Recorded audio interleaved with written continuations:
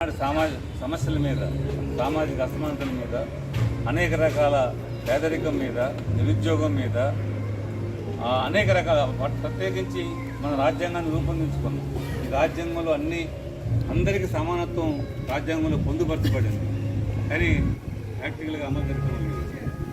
రాజ్యాంగంలో తప్పులు చివరికి రాజ్యాంగంలో ఉన్న వాటిని అమలు చేయకపోగా రాజ్యాంగాన్ని లేకుండా చేసేటువంటి చర్యలు వాళ్ళ ప్రయత్నాలు జరుగుతూ ఉన్నాయి. అందుకే దీని నుంచి మనం ఖచ్చితంగా జాతీయోద్యమ స్ఫూర్తితోటి అలాంటి ప్రయత్నాలు వ్యతిరేకించాలి. ఈ దేశంలో చెప్తూనే కానీ కాపాడుకోవాలి. ఈ దేశం ఎవరిది అని చెప్పి చర్చను అడుగుతూ ఉంది. ఈ దేశం కొద్దిమంది అని చెప్పి వాళ్ళ వాదనలు పట్టుకొస్తూ ఉంది.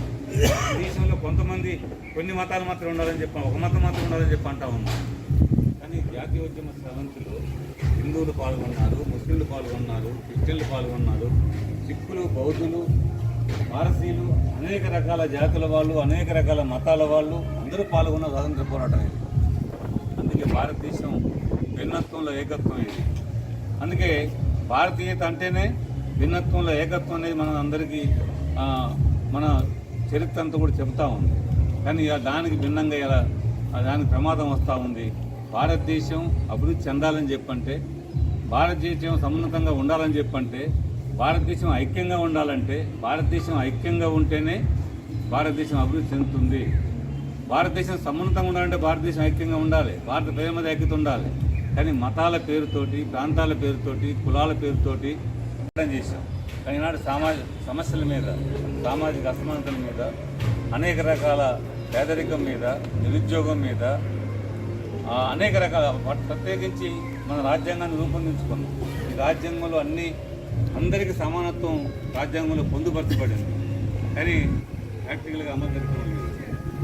రాజ్యాంగంలో తప్పులు చివరికి రాజ్యాంగంలో ఉన్న వాటిని అమలు చేయకపోగా రాజ్యాంగాన్ని లేకుండా చేసేటువంటి చర్యలు వాళ్ళ ప్రయత్నాలు జరుగుతూ ఉన్నాయి.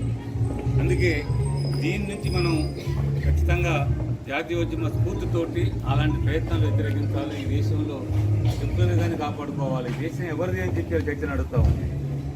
ఈ దేశం కొద్దిమంది అని చెప్పి వాళ్ళ వాదనలు పట్టుకొస్తూ ఉంది.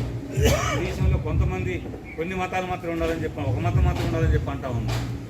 కానీ జాతీయోద్యమ స్రవంతులు హిందువులు పాల్గొన్నారు, ముస్లింలు పాల్గొన్నారు, క్రిస్టియన్లు పాల్గొన్నారు, సిక్కులు, బౌద్ధులు, పారసీలు, అనేక రకాల జాతుల వాళ్ళు, అనేక రకాల మతాల వాళ్ళు అందరూ పాల్గొన్న స్వాతంత్ర పోరాటం ఇది.